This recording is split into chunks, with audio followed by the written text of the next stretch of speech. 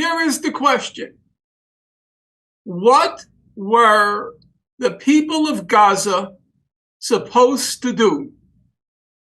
I'm going to give you a frank, personal admission, and I'm not proud of it, but I want to place this current situation in context.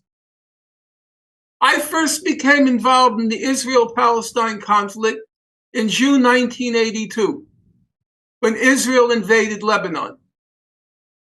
I ended up writing my doctoral dissertation on a topic related to the Israel-Palestine conflict.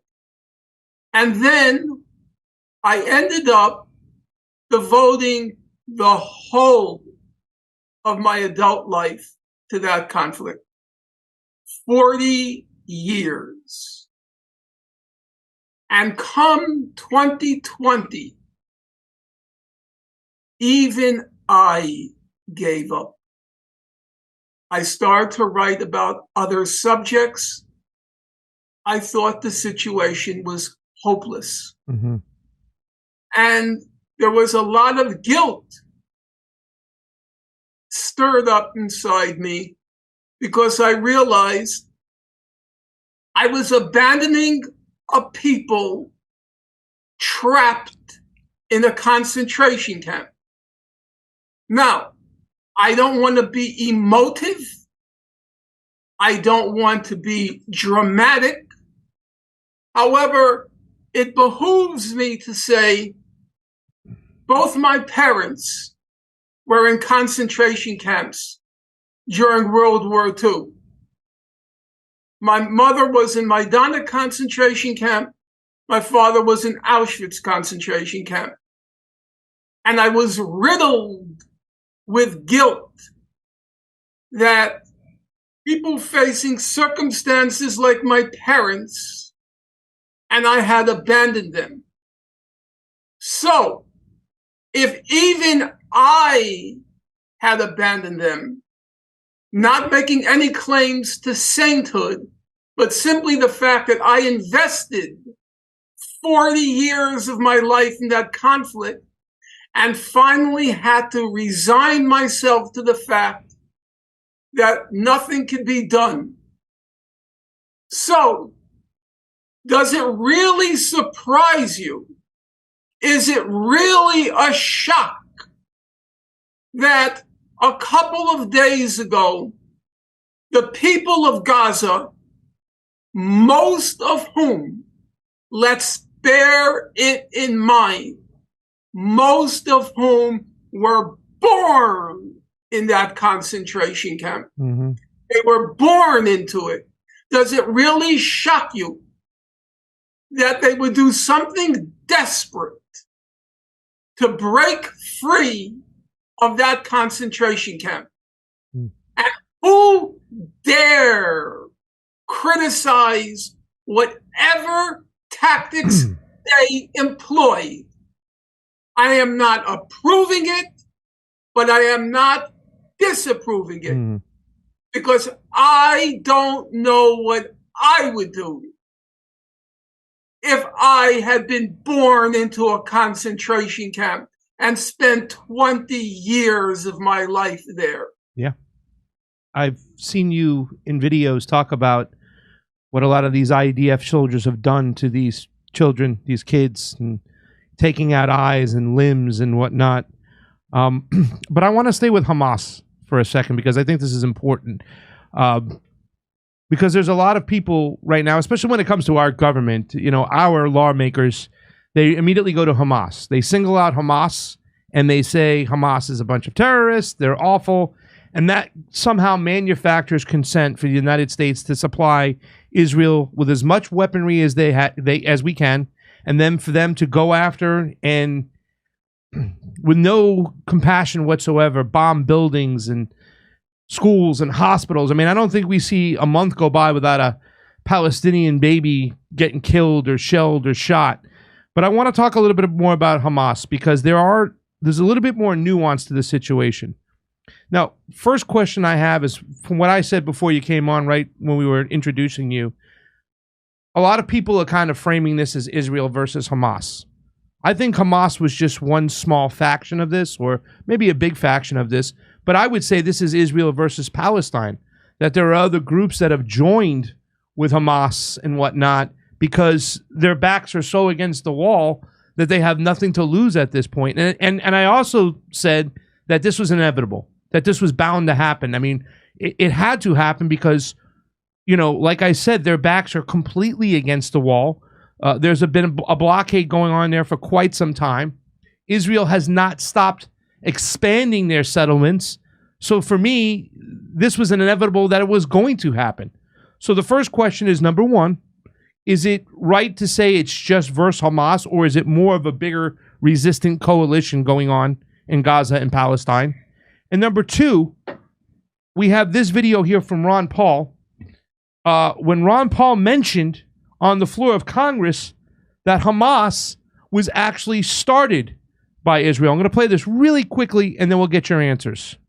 What's happening in the Middle East, and in particular with Gaza right now, we have some moral responsibility for both sides in a way, because we provide help and funding for both Arab nations and Israel. And so we definitely have a moral responsibility, and especially now today, the weapons being used to kill so many Palestinians are American weapons, and American funds essentially are being used for this. But there's a political liability, which I think is something that we fail to look at, because too often there's so much blowback from our intervention in areas that we shouldn't be involved in. You know, Hamas, if you look at the history, you'll find out that Hamas was encouraged and really started by Israel, because they wanted Hamas to counteract Yasser Arafat. And you say, well, yeah, that was better then and served its purpose, but we didn't want Hamas to do this. So then we as Americans say, well, we have such a good system, we're going to impose this on the world. We're going to invade Iraq and teach people how to be Democrats. We want free elections. So we encourage Palestinians to have a free election. They do elect Hamas. So we first indirectly and directly through Israel help establish Hamas. Then we have election. Then Hamas is dominant, so we have to kill them. So it just doesn't make sense. During the 80s, you know, we were allied with Osama bin Laden, and we were contending with the Soviets. It was at that time our CIA was good. All right, we'll leave it at there, Professor Finkelstein. But the two questions: number one, is this a war that now Israel has declared is directly against Hamas only? And second, is it true also that, you know, Israel started Hamas as, you know, to push back against the PLO and Yasser Arafat? Can you give us a little insight to these statements over here? It is factually correct what Ron Paul said, that Israel encouraged in various ways, for example, by not exerting as much repression on Hamas as it did on the PLO back in those years, in order to create a counterweight to the PLO. I don't want to get involved in that history, because to some extent, even though the point he made is historically valid, it's, if you don't mind my saying so, it's water under the bridge. No. It's happened. So we're going to just accept it as a fact, though as a historical point, he is correct. Let's talk about several things about Hamas.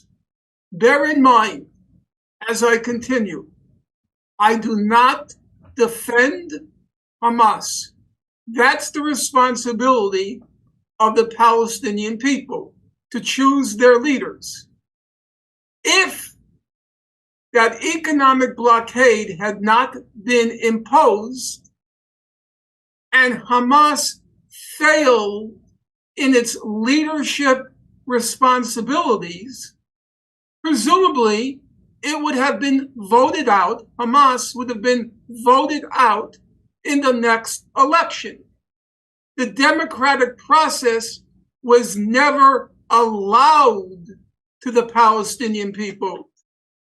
Hillary Clinton, who was a senator at the time, when the elections occurred in Gaza, this was her response. I'm quoting her.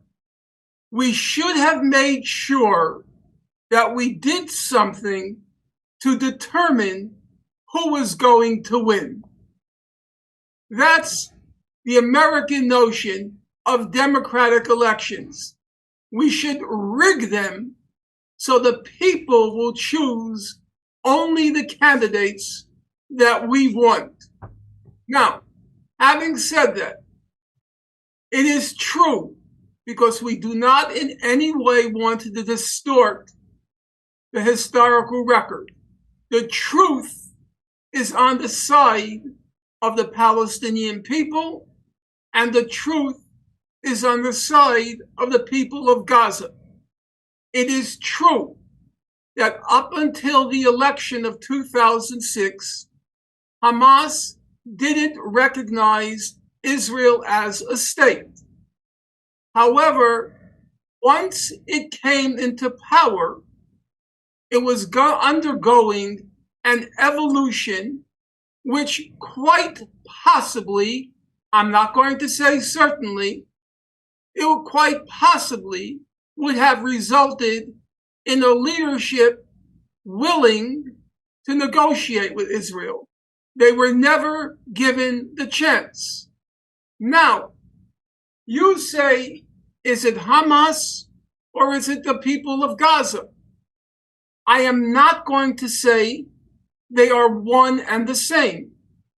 However, I will say that who fertilizes Hamas? Who foments the support for Hamas? Who are the young people who join Hamas?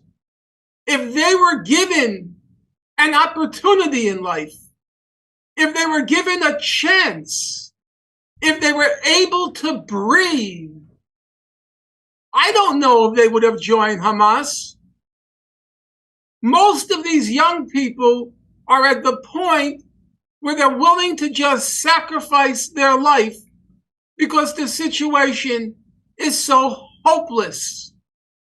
So I can't separate Hamas from the people of Gaza because the blockade creates a synthesis and assimilation between the people and Hamas. They have no other options. They have no other choices. And this is the question. This is the question that we must constantly ask ourselves. What were their options? Allow me, since you wanted me to fill in for your audience, to look at the history. Now, periodically,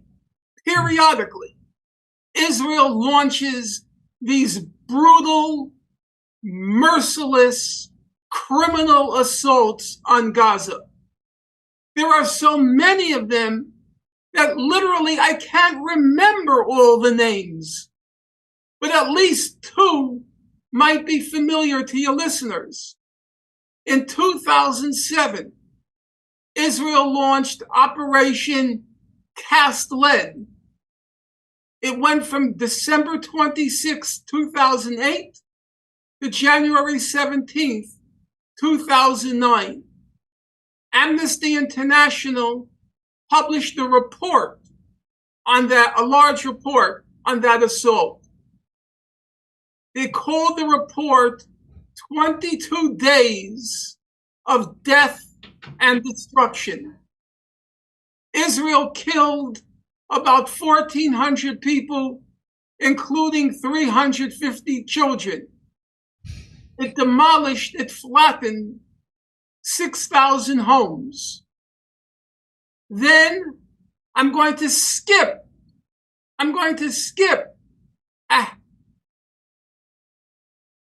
the 3 or 4 other assaults and go to 2014. Israel launches Operation Protective Edge. It kills 550 Palestinian children. It demolishes 18,000 homes. Peter Maurer, he was the president of the International Committee of the Red Cross. He went to visit Gaza after those 51 days of death and destruction.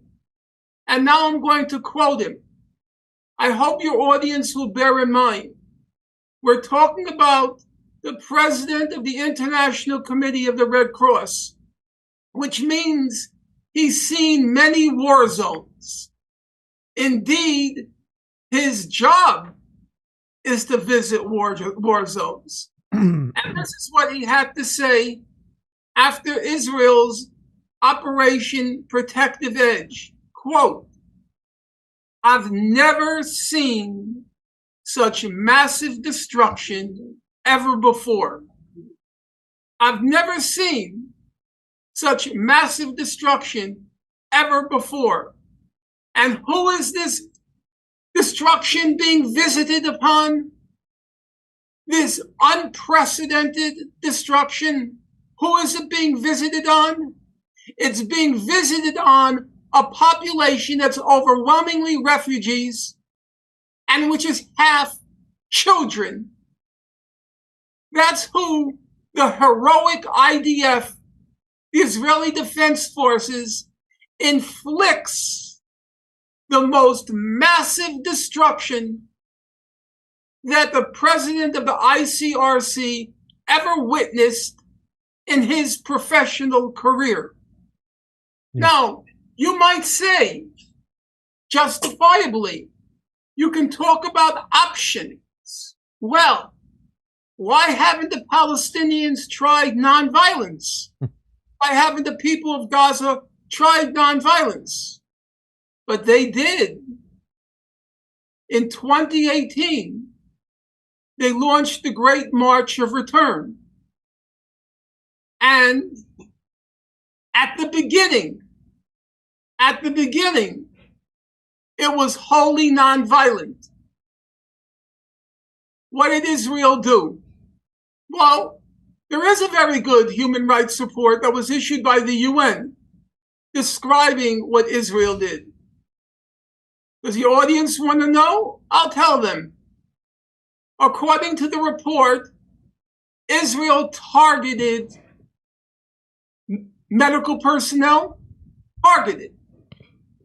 It targeted journalists. It targeted